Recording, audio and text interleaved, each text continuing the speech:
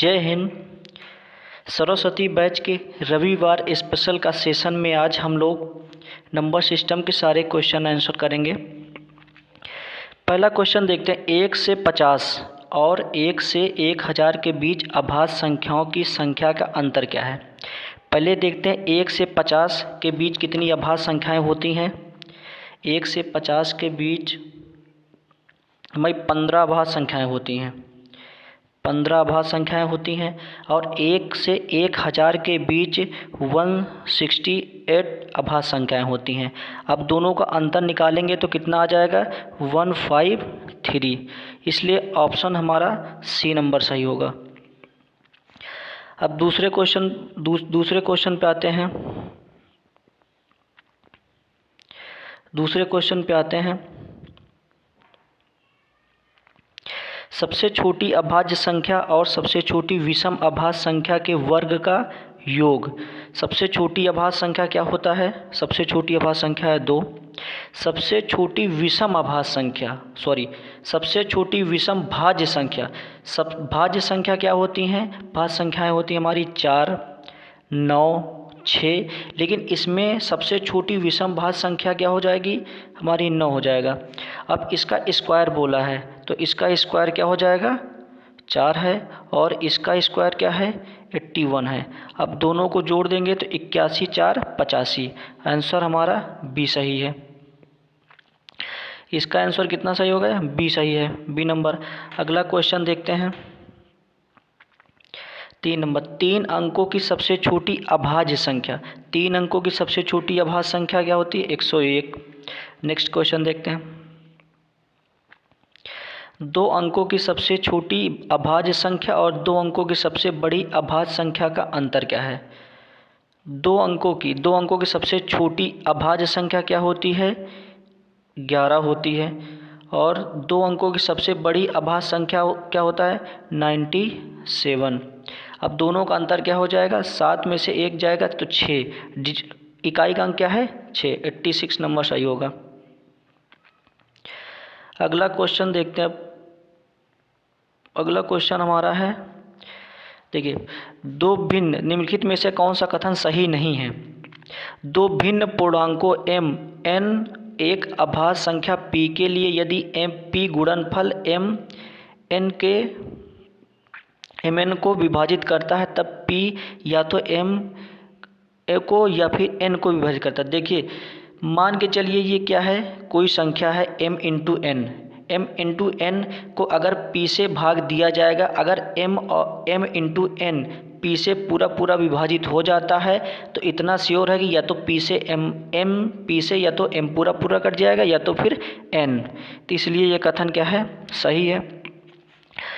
अब यदि एक संख्या 6n-1 के रूप में है, n जहाँ पर n एक धनपूर्ण संख्या है, तब यह एक अभाज्य संख्या होगी। हम आपको बताए थे कि सारी अभाज्य संख्याएं 6n ±1 के रूप में होती हैं, लेकिन सारी संख्याएं जो 6n ±1 के रूप में हो जरूरी नहीं है कि अभाज्य संख्या हो।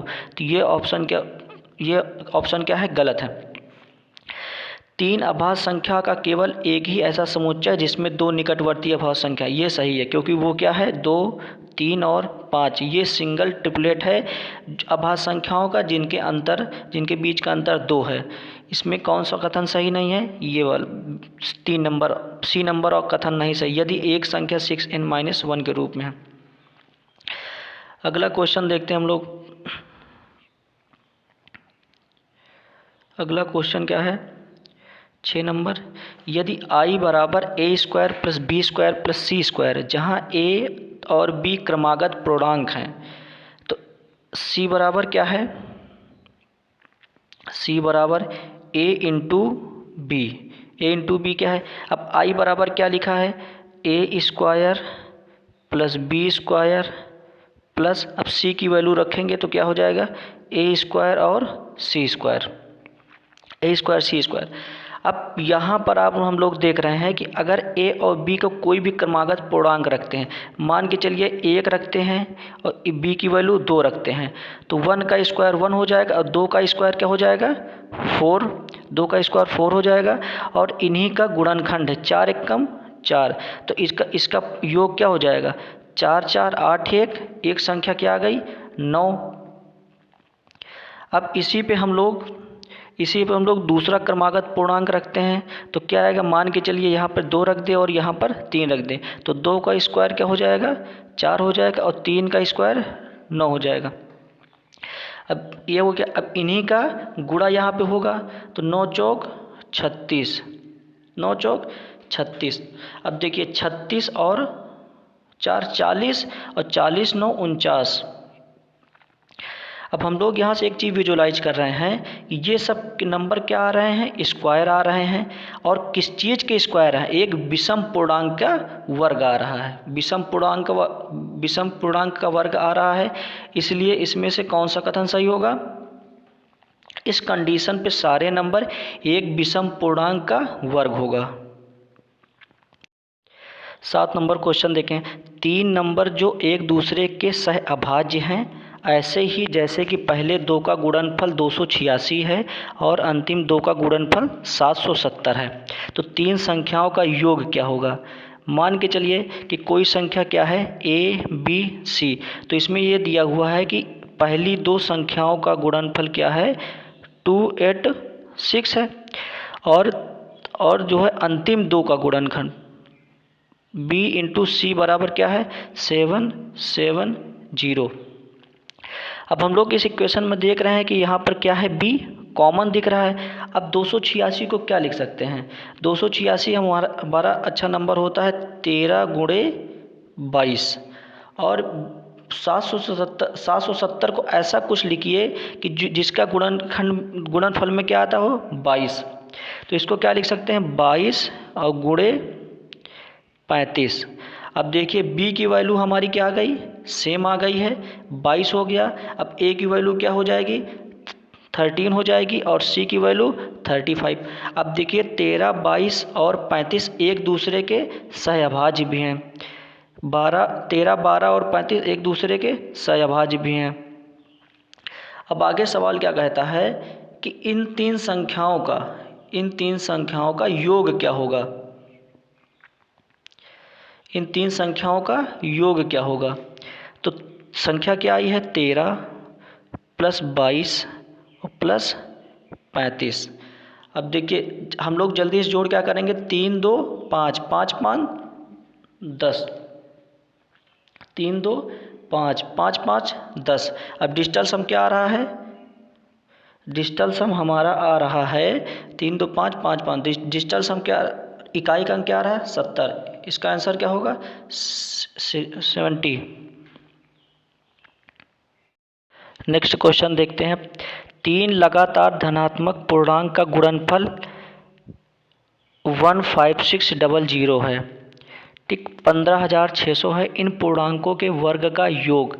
अब इसमें कंडीशन क्या दी हुई है कि 3 लगातार धनात्मक पूर्णांक का गुणनफल क्या है 156 है। तो मान के चलिए कि 15600। देखिए 15600 एक बड़ा यूनिक नंबर होता है। इसका गुणनफल 3 लगातार धनात्मक पूर्णांकों का क्या होता है, इसको लिख सकते हैं 24 इंटू 25 इंटू 26।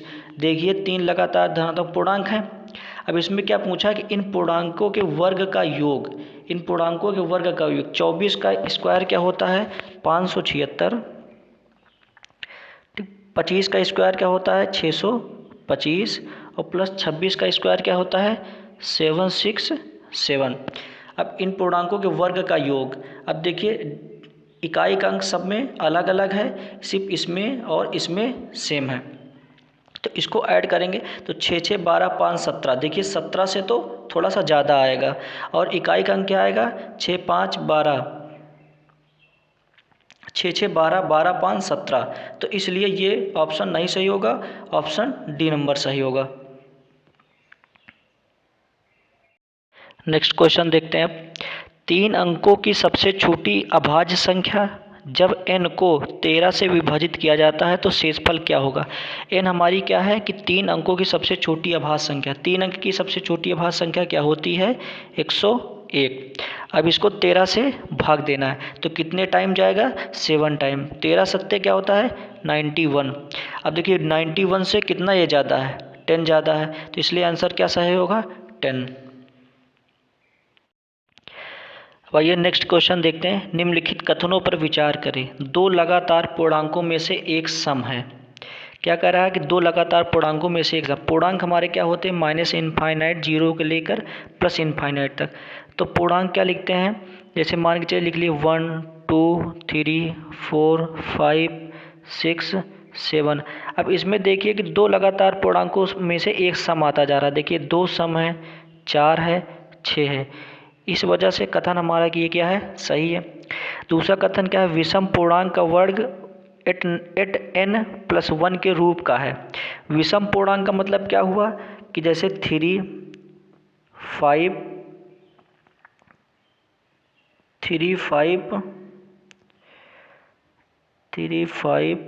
और 7 हो गया। तो 3 का स्क्वायर क्या है 9, 5 का स्क्वायर क्या है 25 और 7 का स्क्वायर क्या है 49। अब देखिए इनको क्या लिख सकते हैं, 8 इंटू 1+1, मतलब इस रूप में हम लोग लिख सकते हैं। 9 को भी, 25 को भी लिख सकते हो, क्योंकि 8 गुणे 3 + 1, 8 त्रिक 24, 1 25। 49 को भी लिख सकते हैं 8 गुणे 6 + 1, 8 छंग 48 + 1। इसलिए कथन दोनों हमारे सही हैं। ऑप्शन सी नंबर सही होगा। नेक्स्ट क्वेश्चन देखते हैं। क्या 110 तक की सभी विषम अभाज्य संख्याओं को एक साथ गुणा किया जाता है, तो इस गुणनफल का इकाई का अंक क्या होगा। देखिए 110 तक की सभी विषम अभाज्य संख्याएं, विषम अभाज्य संख्याएं कि देखिए पहली बात तो अभाज्य संख्याएं कहाँ से स्टार्ट होती हैं, 2 3 5 7 11 एंड सो ऑन 101 तक जाना है, क्योंकि 110 के नीचे वाली लिखनी है। लेकिन क्वेश्चन में क्या बोल रहा है कि सभी विषम अभाज्य संख्या। विषम अभाज्य संख्या का मतलब ये हुआ कि दो हमारी क्या है, सम है, तो ये सम अभाज्य संख्या है।